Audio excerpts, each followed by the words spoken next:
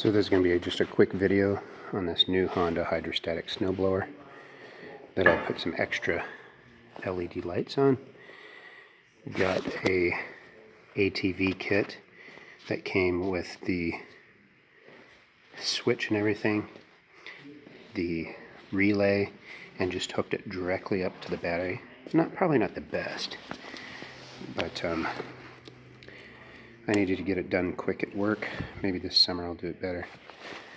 But boy, does it throw out some light when things are dark outside. I'll show you a picture of that here, but works really well. Love this snowblower. Especially love this feature right here. You can make it grip to the ground, or if you're going backwards, you can tilt and run. Never had a snowblower like this before, and I have pushed a lot of snow in my life. Love this thing. Just replaced the shear pin on this. Super easy to do.